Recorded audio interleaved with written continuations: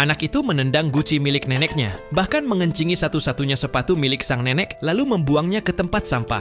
Dia merasa kasihan melihat neneknya tidak punya sepatu lagi. Gara-gara perbuatannya, sang nenek terpaksa bekerja di ladang tanpa alas kaki. Kemudian, anak itu menyalakan konsol gamenya, tetapi tiba-tiba baterainya habis. Jadi dia meminta uang kepada neneknya untuk membeli baterai. Tetapi sang nenek hanya menunjukkan saku bajunya yang kosong tidak punya uang. Anak itu tidak percaya begitu saja. Dia menggeledah seluruh rumah, namun tetap tidak menemukan barang berharga apapun. Saat neneknya tertidur, dia diam-diam mengambil tusuk konde milik neneknya, berniat menukarkannya dengan baterai di pasar. Namun setelah mengunjungi banyak toko, dia tetap tidak menemukan baterai yang cocok untuk konsol gamenya. Sang nenek mengeluarkan permen dan memberikannya kepada anak itu, tetapi dia tidak mempedulikannya. Dia hanya mau memakan coklat miliknya sendiri. Saat waktu makan, anak itu hanya memakan makanan kaleng yang dibawanya. Anak itu bahkan tidak mau menyentuh makanan yang disajikan sang nenek. Ketika neneknya bertanya apa yang ingin ia makan, anak itu menjawab ingin KFC sambil menunjukkan foto padanya. Jadi neneknya pun membawa hasil panen kebunnya dan berharap bisa menjualnya di pasar untuk membeli ayam.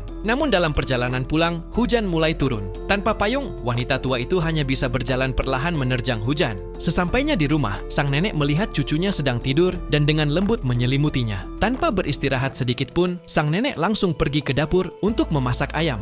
Namun saat terbangun, anak itu justru marah karena neneknya memasak ayam rebus bukan ayam goreng. Dia menumpahkan mangkuk itu dan kembali tidur. Meski begitu saat larut malam, dia terbangun karena lapar. Melihat ayam yang masih ada di meja, anak itu melahap lebih dari setengahnya. Keesokan paginya, sang nenek tidak bangun dan anak itu akhirnya menyadari bahwa neneknya jatuh sakit. Dia bergegas menyelimutinya. Saat melihat ada sendok yang terselip di rambut neneknya sebagai pengganti hiasan, anak itu diam-diam mengembalikan tusuk konde yang dicurinya. Sambil merawat wanita tua itu, dia menyadari bahwa neneknya yang rapuh itulah yang sebenarnya sangat membutuhkan kasih sayang dan perawatan.